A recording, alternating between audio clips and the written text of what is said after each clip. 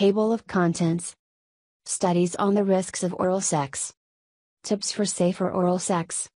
Taking care of yourself. Chances of HIV being passed from one person to another depend on the type of contact. HIV is most easily spread or transmitted through unprotected anal sex, unprotected vaginal sex, and sharing injection drug equipment.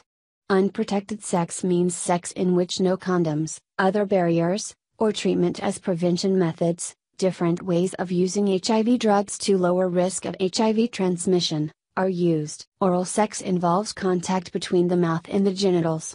It includes giving or receiving licking, sucking, or biting of the vulva, vagina, clitoris, and labia, or lips, penis, or anus. Under most circumstances, oral sex poses little to no risk of spreading HIV.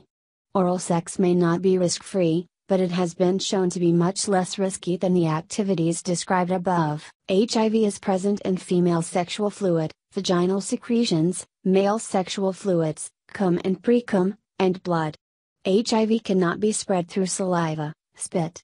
One of these other fluids must be present, and there must be a way for them to enter the HIV-negative person's bloodstream, such as mouth sores or genital ulcers. For HIV transmission to be possible, it is possible to get other sexually transmitted infections or diseases, STIs or STDs, such as syphilis, herpes, gonorrhea, and human papillomavirus, HPV, through oral sex. HIV treatment as prevention does not protect against STIs other than HIV. Studies on the risks of oral sex. Oral sex is a low-risk activity for HIV. Factors that increase the risk of HIV transmission through oral sex include having bleeding gums, mouth ulcers, gum disease, genital sores, and other sexually transmitted infections. Several reports suggest that people have acquired HIV through oral sexual activity in rare instances. A number of studies have tried to figure out the exact level of risk of oral sex, but it can be difficult to get accurate information. When HIV is spread, it is difficult to tell if it was the oral sex or another, more risky sexual activity that was responsible for transmitting HIV. The take-home message is that oral sex may, under certain circumstances, carry a small but real risk of HIV transmission. Tips for safer oral sex.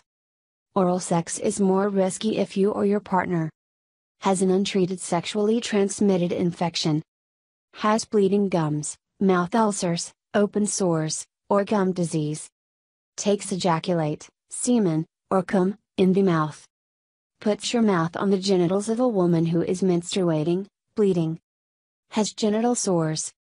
There are things you can do to lower the risk associated with oral sex. Do not have oral sex if you or your partner has mouth sores, such as oral herpes lesions. Look at your partner's genitals for lesions, cuts, scrapes, or sores. If you find something, avoid contact with the area until a healthcare provider examines it. Very rarely are genital lesions the result of the heat, the weather, or someone's clothes. Use a dental dam or cut open condom for oral sex on a woman, cunnilingus, or for rimming, licking the anus. Dental dams are squares made from latex. Put some water-based lube on one side of the dental dam, or a condom that has been cut open. Then stretch the dam or condom over the vulva or anus with the lubed side facing down. This gives you a thin barrier between your mouth and the vagina or anus. Some people use plastic food wrap as a barrier. While plastic wrap has been shown to prevent the transmission of herpes infections, there has been no research on its effectiveness in preventing HIV transmission. Avoid vaginal oral sex when a woman is menstruating, having her period or cycle. To prevent contact with blood, take care of your mouth. The chances of getting HIV from oral sex increase if you have bleeding gums, ulcers, cuts, sores, or infections in the mouth. Use alternatives. Try massage or mutual masturbation. Try a vibrator, use a condom and put on a new condom when sharing. Avoid giving a man oral sex if his penis is bruising your throat or tonsils, sometimes caused by deep throating, or if you experience injuries around your mouth. Taking care of yourself. While the risk of acquiring HIV through unprotected oral sex is lower than that of unprotected anal or vaginal sex, it is not risk-free.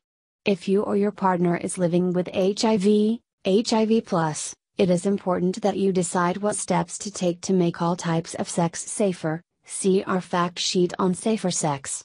It is also important to remember that having bleeding gums, mouth ulcers, or gum disease and taking cum or menstrual blood in your mouth can make oral sex more risky.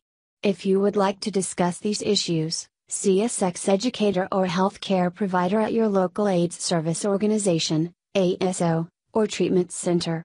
To find an ASO in your area, click here. For services worldwide, please use AIDS Maps Atlas.